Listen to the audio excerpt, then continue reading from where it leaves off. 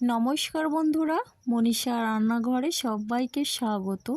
প্রতিদিনের মতো আবারও নিয়ে চলে এলাম খুবই স্বাস্থ্যকর এবং সুস্বাদু রেসিপি। তো বন্ধুরা, এটা একটা পিঠের রেসিপি, আর এটা দেখতে হলে অবশ্যই আপনারা লাইক দিয়ে দেখা শুরু করুন। ভিডিওটি ফুল ওয়াচ করবেন, এটাই আমার অনুরোধ রইল। এখনও যারা আমার চ্যানেলটিকে সাবস্ক্রাইব করেনি, প্লিজ সাবস্ক্রাইব করে পাশে থেকে যান। তো বন্ধুরা, চলুন রেসিপিটি শুরু করি। প্রথমে গ্যাসে কড়াই বসিয়ে দিয়েছি, আর কড়াইটা আমি গরম করে দিয়ে দিচ্ছি বাটার। তো বন্ধুরা, এখানে আমি বাটার দিলাম, আপনারা চাইলে ঘি কিংবা সাদা তেল দিয়ে এটা করে নিতে পারেন। আর বাটারটা আমি এবার গলিয়ে নিচ্ছি। আর দেখুন বন্ধুরা, ভালো করে নেড়ে চেড়ে বাটারটাকে গলিয়ে নিলাম। আর বাটারটা গলে গেলে এখন আমি দিয়ে দিচ্ছি সুজি। তো 1 বাটি সুজি দিলাম। 1 বাটি সুজি সমান এখানে 200 গ্রাম। তো 200 গ্রামের কম হবে সুজিটা। দেখুন, এখন সুজিটা দিয়ে বাটারের সঙ্গে ভালো করে মিশিয়ে নিয়ে হালকা করে নেড়ে চেড়ে এখন আমি দিয়ে দিচ্ছি চিনি। তো 1 চামচ চিনি দিলাম, আর চিনিটা দিয়ে ভালো করে আমি এটা নেড়ে চেড়ে হালকা করে ভেজে নেব। হালকা করে একটু কালারটা চেঞ্জ হবে।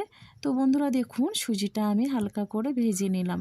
তো এখানে কিন্তু আমি বেশি লাল করব না, তাহলে কিন্তু দেখতে খুব একটা ভালো লাগবে না। তো দেখুন বন্ধুরা, সুজিটা আমার ভাজা হয়ে গেল। আর এখন আমি জল দিয়ে দিলাম 1 বাটি। তো বন্ধুরা, এখন আমি 1 বাটি জল দিলাম, পরে আমার জল দরকার হলে আবারও আমি জল অ্যাড করব। আর দেখুন, জলটা দিয়ে ভালো করে আমি মিশিয়ে নিচ্ছি। আর এখন আবারও হাফ বাটি পরিমাণে জল দিলাম। তো বন্ধুরা, জলটা দিয়ে একই রকমভাবে ভালো করে আমি এটা মেশাতে থাকবো। আর এইভাবে কিন্তু বারবার করে নাড়াতে হবে, না হলে কিন্তু এটা কড়াইয়ে বসে যাবে। আর এখন দেখুন, আমি দিয়ে দিলাম লবণ। লবণটা দিলে কিন্তু এই রেসিপিটা খুবই ভালো হবে। যে কোনো মিষ্টি রেসিপিতে লবণ দিলে স্বাদটা কিন্তু ব্যালেন্স থাকে। তো বন্ধুরা দেখুন, লবণটা দিয়ে ভালো করে আমি এটা নেড়ে চেড়ে নিচ্ছি। আর যতক্ষণ না একটা ডো তৈরি হবে ততক্ষণ আমি কিন্তু নাড়াতে থাকবো, তা না হলে কিন্তু কড়াইয়ে লেগে যেতে পারে এবং পোড়া লেগে গেলে কিন্তু খুব একটা খেতে ভালো লাগবে না। তো বন্ধুরা দেখুন, এটা কিন্তু পরপর একটা ডোয়ের মতো হয়ে যাচ্ছে। আর এটা অবশ্যই আমি নাড়াতেই থাকবো।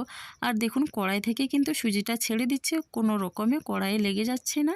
তো বন্ধুরা দেখুন, এটা প্রায় আমার রেডি হয়ে এসছে। আর এটা যখন ঠান্ডা হয়ে যাবে, অনেকটা শক্ত হয়ে যাবে। আমরা রুটির ডো যেইভাবে করি, রুটি হলে আটার ডো, তো সেইভাবে আমি একটা ডো করে নেব। তো এখানে আমার ডোটা একেবারে রেডি হয়ে গেছে।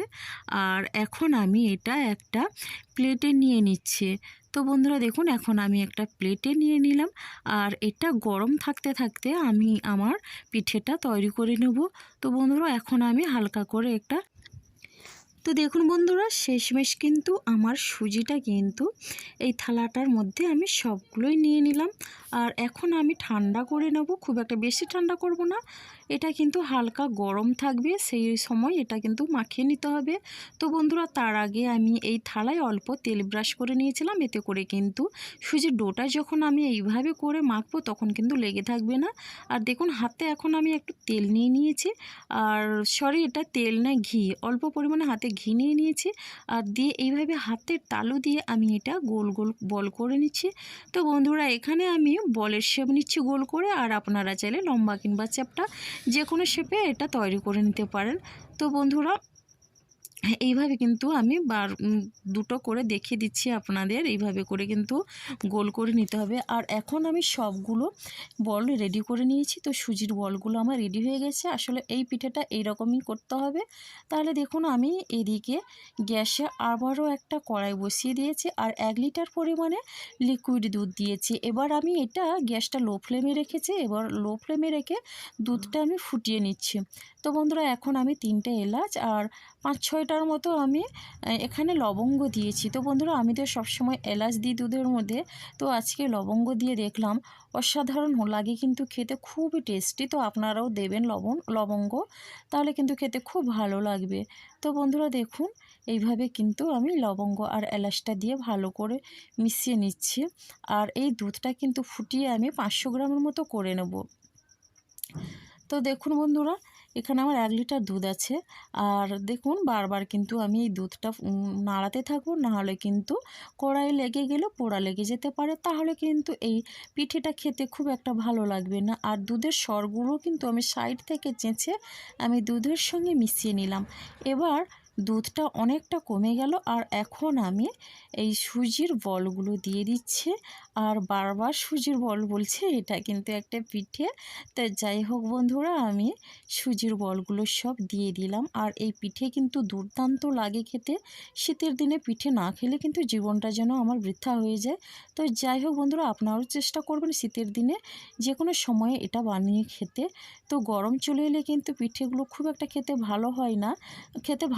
সরি, গরমের দিনে আমরা পিঠেটা কম খাই, যেহেতু গরমের দিনে পিঠে খেলে শরীর ঠিকঠাক থাকে না।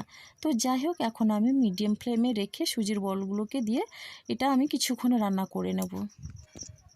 আর বন্ধুরা, এই পিঠে বানানোর জন্য হাতে সময় কম থাকলেও এটা করা যায়, কেননা এটা করতে খুব একটা বেশি সময় লাগে না। আপনারা দেখলেন খুবই অল্প সময়ের মধ্যে এই পিঠে বানানো যায়। তো বন্ধুরা, আপনারাও চেষ্টা করবেন সপ্তাহে একদিন হলেও এই পিঠে বানিয়ে বাড়ির সবাইকে খাওয়াতে। এটা কিন্তু সকালে কিংবা সন্ধ্যের সময় অসাধারণ লাগে। শীতের সকালে কিন্তু এই রকম পিঠের রেসিপি যদি থাকে আর কোনো কিছুর প্রয়োজন হয় না।